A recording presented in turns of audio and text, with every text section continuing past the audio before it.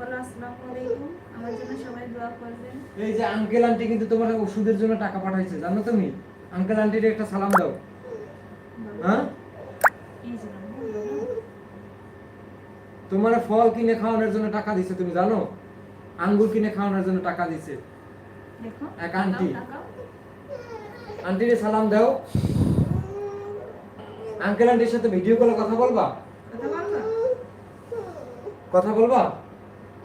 ও আসলে ভিডিও কলে কিন্তু খুব সুন্দর করে কথা বলে।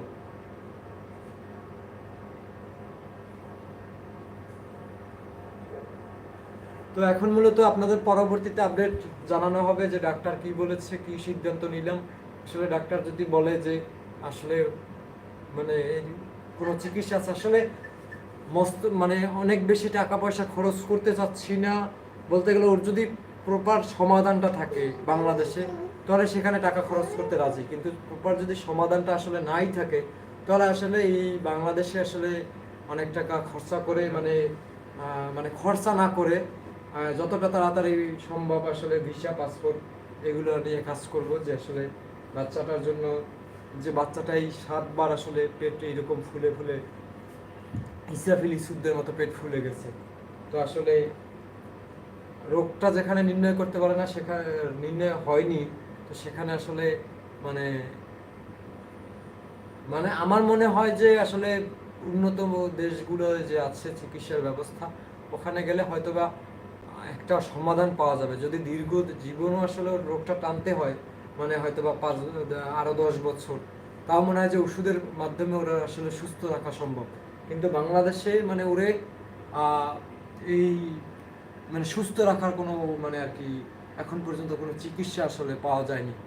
তো আসলে জানি না এটা কী রোগ। আহ, অনেকের অনেক কারণে আসলে বাচ্চাদের পেটে পানি হয়। কারো পানি হয় নিউমোনিয়া থেকে, কারো পানি হয় লিভার সমস্যা থেকে, কারোর পানি হয় লিভার ড্যামেজ হয়ে গেলে, কারো পানি হয় কিডনি ড্যামেজ হয়ে গেলে, বাকি কিডনিতে কোনো ইনফেকশন তৈরি হলে। অনেক অনেক কারণে আসলে পেটে পানি হয়। এটা আসলে মানে এখনো রোগটাই আসলে ওইভাবে ধরতে পারতেছে না যে আসলে মূলত কি কারণে ওর পেটে পানি হয়েছে। কারণ ওর কিডনি এখন পর্যন্ত ভালো আছে না, কি বলছে, কিডনি এখন পর্যন্ত ভালো আছে, লিভার ভালো আছে, তো কী কারণে পানি হয় আসলে নিউমোনিয়াও নাই, তো এটা আসলে বোঝা মুশকিল।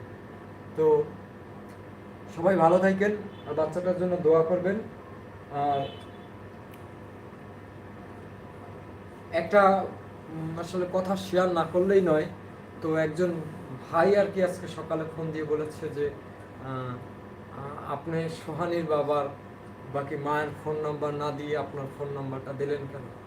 আমি আসলে ভাইকে হয়তো বা রাগ করবে কিনা জানি না, ওনাকে আমি উত্তরটা এভাবে দিয়েছিলাম যে আসলে ভাইয়া, যে আমার ফোন মানে উনি একভাবে আর কি আমার একটা মানে কথাটা বুঝিয়ে বলা যেত, তো হয়তো বা উনি অন্যভাবে বলেছে, আমি অন্যভাবে উত্তরটা দিয়েছি যে আসলে আমার ফোন নাম্বার মানে কেন দিলাম, তাহলে তো মানে আমার জায়গাটা নিয়ে আপনার কাজ করতে হবে। মানে আমি যে ওদের নিয়ে মানে একটা টিম গঠন করে বন্ধু বান্ধব তাদের এলাকার স্বেচ্ছাসেবী সবাইরই একটা হাত করে, ঠিক আছে, তারপরে যে একটা সিস্টেমের মধ্যে বাকি সবাই মিলে চেষ্টা করতেছি, এই দায়িত্বটা তো তাহলে তার নেওয়া লাগতো। সে যদি নিতে পারতো তাহলে অবশ্যই বুঝতে পারতো। যার আসলে ঘরের অবস্থা ওইটা, যার আসলে ভ্যান গাড়ি চালাইয়া জীবনযাপন করে, সে ভ্যান গাড়িটাও বিক্রি করে দিয়েছে।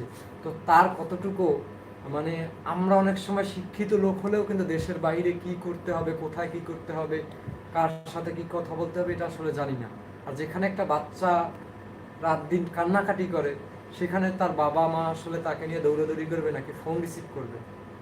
তারপরে আসলে আপনারা জানেন, আপনাদের আপনাদের লাইফ থেকেও একটা ধারণা নিতে পারবেন। আপনাদের কম বেশি বিকাশ অ্যাকাউন্ট অনেক সময় হ্যাক হওয়ার তো সিস্টেম করতে চেয়েছে হ্যাকাররা। এরকম আপনাদের আত্মীয় স্বজনের মধ্যেও অনেক আছে যে বিকাশের টাকা হাতায় নিয়ে গেছে। তো যখন একটা পরিবারের কাছে আপনারা সাহায্য পাঠাইবেন, আরেকজনে ফোন কল করে বলবে যে তোমার তো টাকা পাঠাইছি, পিন নাম্বারটা বলো, উনি তো অবুঝের মতো পিন নাম্বারটা বলে দিবে। তখন যারা এই টিফিন খরচ, বাজার খরচ, পকেট খরচ টাকা থেকে যারা এই দানটা করলো, তো তাদের টাকাটা একটা গ্রুপ নিয়ে যাবে, ঠিক আছে? তো এমন তো না যে আপনি মানে আমার হিসাব নিকাশ পাচ্ছেন না, এমন তো না, কোনো তথ্য পাচ্ছেন না, এমন তো কোনো না যে আসলে পরবর্তীতে কোনো আপডেট পাচ্ছেন না। আপনারা জানেন যে ফেসবুকে কয়জন লাইভে আছে আর ইউটিউবে কি, ফেসবুকে কয়জন